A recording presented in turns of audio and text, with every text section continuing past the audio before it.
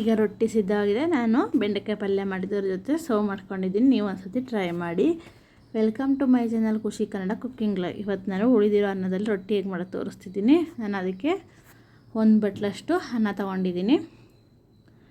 ರಾತ್ರಿ ಅನ್ನ ಉಳಿದಿರುತ್ತೆ, ಅದನ್ನು ಬಿಸಾಡೋದಕ್ಕಿಂತ ಈ ಥರ ಮಾಡ್ಕೊಂಡಿದ್ರೆ ತುಂಬ ಚೆನ್ನಾಗಿರುತ್ತೆ. ನೋಡಿ, ಅನ್ನ ಹಾಕ್ಕೊಂಡಿದ್ದೀನಿ. ಸ್ವಲ್ಪ ಉಪ್ಪು ಹಾಕಿ ಈ 1 ಗ್ಲಾಸಷ್ಟು ನೀರು ಹಾಕ್ಕೊಳ್ಳಿ. ಈಗ ರುಬ್ಕೊಳ್ಳೋಣ.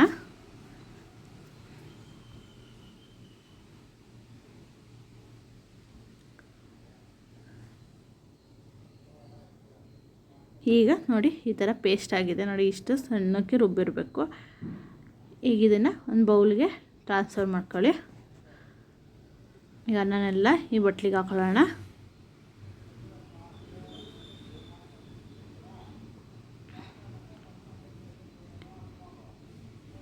ಎಲ್ಲ ಹಾಕ್ಕೊಂಡಿದ್ದೀನಿ.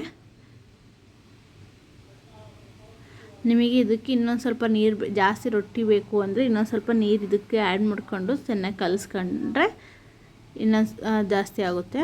ನಾನು ಇದರಲ್ಲಿ ಒಂದು 6 ರೊಟ್ಟಿ ಆಗುತ್ತೆ ನೋಡಿ. ಈಗ ಇದಕ್ಕೆ 1 ಬೌಲಷ್ಟು ಅಕ್ಕಿ ಹಸಿರು ತೊಗೋತಾಯಿದ್ದೀನಿ.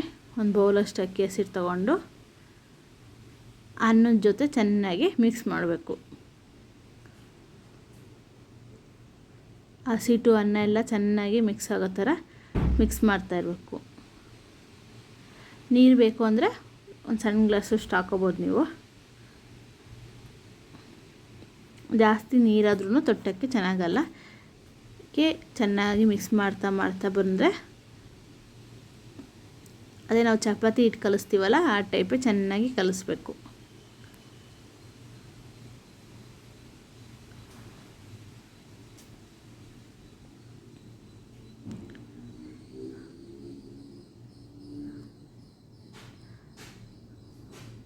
ನೋಡಿ, ಚೆನ್ನಾಗಿ ಕಲಿಸಿದ್ರೆ ನೋಡಿ ಈ ಥರ ಬರುತ್ತೆ.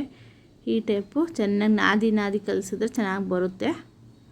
ನೀರು ಹಾಕೊಂಡ್ರೆ ಸ್ವಲ್ಪ ಇದಾಗ್ಬಿಡುತ್ತೆ. ನೀರು ಹಾಕೊಳ್ಳೋದಕ್ಕಿಂತ ಫಸ್ಟ್ ಹಿಂಗೆ ಕಲಸಿ ಆಮೇಲೆ ಬೇಕು ಅಂದರೆ ನಿಮಗೆ ನೀರು ಹಾಕ್ಕೊಳ್ಳಿ. ಗಟ್ಟಿ ಅನಿಸಿದ್ರೆ ನೀರು ಹಾಕ್ಕೊಳ್ಳಿ. ಈಗ ಚೆನ್ನಾಗಿ ಕಲಸಿದ್ದೀನಿ ನೋಡಿ, ಈ ಥರ ಬಂದಿದೆ. ಈಗ ಈ ಸೈಡು ಹಂಚಿನ ಕಾಯಕ್ಕಿಟ್ಟಿದ್ದೀನಿ. ಈ ಸೈಡು ಒಂದು ಬೌಲಲ್ಲಿ ನೀರು ತಗೊಂಡು ಅದಕ್ಕೆ ಒಂದು ಬಟ್ಟೆ ಹಾಕ್ಕೊಳ್ಳಿ.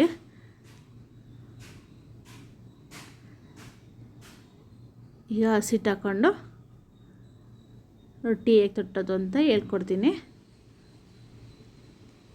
ನೋಡಿ. ಈಗ ಇದರಲ್ಲಿ ಒಂದು ಚಿಕ್ಕ ಉಂಡೆ ಥರ ಮುರ್ಕೋಬೇಕು. ಈಗ ಇದನ್ನು ಮುರ್ಕೊಂಡಿದ್ದೀನಿ. ಈಗ ಇದನ್ನು ಚೆನ್ನಾಗಿ ರೌಂಡ್ ಮಾಡಬೇಕು. ನಿಮಗೆ ರೊಟ್ಟಿ ದಪ್ಪ ತುಂಬ ಅಗಲ ಬೇಕು ಅಂದರೆ ಜಾಸ್ತಿ ಹಿಟ್ಟು ತಗೊಳ್ಳಿ, ಇಲ್ಲ ಅಂದರೆ ಕಡಿಮೆ ಬೇಕು ಅಂದರೆ ಇಷ್ಟು ತಗೊಳ್ಳಿ ಸಾಕು. ಈಗ ಅದನ್ನು ಚೆನ್ನಾಗಿ ನಾದ್ಕೋಬೇಕು. ಚೆನ್ನಾಗಿ ನಾದಿದ್ರೂ ಮಧ್ಯೆ ಅರಿಯಲ್ಲ, ಚೆನ್ನಾಗಿ ಬರುತ್ತೆ ನೋಡಿ. ಈ ಟೈಪು ತಗೊಂಡು ಈಗ ತೊಟ್ಟಕ್ಕೆ ಸ್ಟಾರ್ಟ್ ಮಾಡೋಣ ನೋಡಿ. ಫಸ್ಟು ಕೈ ಬೆರಳಲ್ಲಿ ತೊಟ್ಕೋಬೇಕು. ಈ ಥರ ಬೆರಳು ಇಷ್ಟರಲ್ಲೇ ತೊಟ್ಟಬೇಕು, ಚೆನ್ನಾಗಿ ಬರುತ್ತೆ.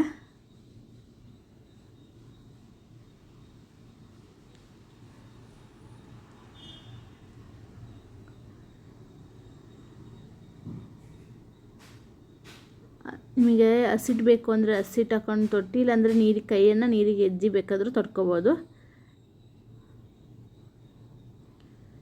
ಈಗ ನೋಡಿ, ಈ ಥರ ಒಂದು ಕೈನ ಈ ಥರ ಇಟ್ಕೊಂಡು ಫಾಸ್ಟಾಗಿ ತೊಟ್ಕೋಬೋದು. ಅಂದರೆ ಹಂಚು ಸಮೇತ ನೀಟಾಗಿ ಬರುತ್ತೆ, ರೌಂಡು ಶೇಪು ನೀಟಾಗಿ ಬರುತ್ತೆ. ಹತ್ರ ಕೈ ಇಟ್ಕೊಂಡ್ರೆ ನಾವು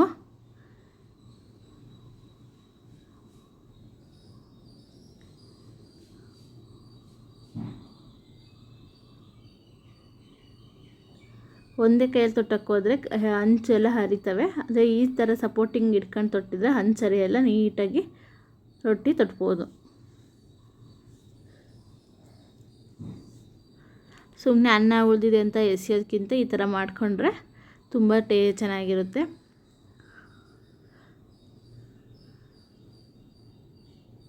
ನೋಡಿ, ಸ್ವಲ್ಪ ಕೈನ ನೀರಿಗೆ ಹೆಚ್ಕೊಂಡು ತೊಟ್ತಾಯಿದ್ದೀನಿ. ನೀರಿಗೆ ಹೆಚ್ಕೊಂಡು ತೊಟ್ಟಿದ್ರೆ ಇನ್ನೊಂದು ಸ್ವಲ್ಪ ಅಗಲವಾಗಿ ಚೆನ್ನಾಗಿ ತೊಡ್ಕೊಬೋದು.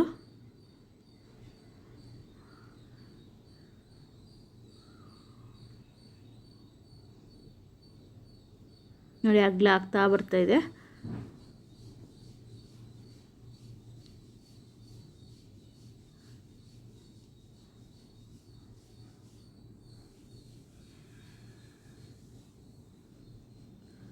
ನಿಮಗೆ ಎಷ್ಟು ಅಗಲ ಬೇಕೋ ತೆಳ್ಳಗೆ ಬೇಕು ಅಂದರೂ ಸ್ವಲ್ಪ ನೀರು ಹಾಕೊಂಡು ತೆಳ್ಳಗೆ ತೊಡ್ಕೊಳ್ಳಿ. ಇಲ್ಲ ದಪ್ಪನೇ ಇರಬೇಕು ಅಂದವರಿಗೆ ನಿಮಗೆ ಇಷ್ಟ ಆದ್ರೂ ನಡೆಯುತ್ತೆ. ನಾವು ತೆಳ್ಳಗೆ ತೊಟ್ಟದ್ದು ನಾನು, ಅದಕ್ಕೆ ನೀರು ಹಾಕೊಂಡು ಫುಲ್ ತೆಳ್ಳಗಾಗೋವರೆಗೂ ತೊಡ್ತೀನಿ. ಅಂದರೆ ನನಗೆ ಚಪಾತಿ ಎಷ್ಟು ತೆಳ್ಳಗಿರುತ್ತೋ ಅಷ್ಟು ರೊಟ್ಟಿನೂ ತೆಳ್ಳಗಿರಬೇಕು, ಆ ಟೈಪೇ ನಾನು ತೊಟ್ಟೋದು.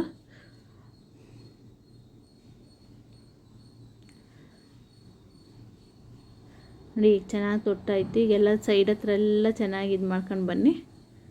ಸೈಡೆಲ್ಲ ನೀಟಾಗಿ ಇದು ಮಾಡಿ ಕವರ್ ಮಾಡಿ.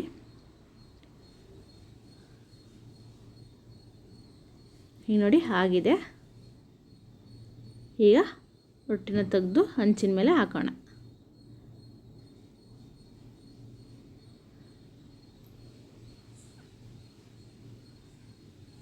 ನೋಡಿ ಈಗ ರೊಟ್ಟಿ ಒಂದು ಸೈಡ್ ಬೆಂದಿದೆ ಅಂತ ಹಂಚಲೆಲ್ಲ ಬಿಟ್ಕೊಂಡಿರುತ್ತೆ. ಆಗ ನಾವು ಬಟ್ಟೆ ನೀರಿಗೆ ಹೆಚ್ಕೊಂಡು ಇಟ್ಟಿರ್ತೀವಲ್ಲ ಅದನ್ನು ತಗೊಂಡು ಒಂದು ಸತಿ ರೊಟ್ಟಿ ಮೇಲೆ ಚೆನ್ನಾಗಿ ನೀರನ್ನ ಸವರಬೇಕು. ನೀಟಾಗಿ ನೀರನ್ನ ಸವರಿಕೋಬೇಕು. ಈಗ ಮಗ್ಚಕೋಣ.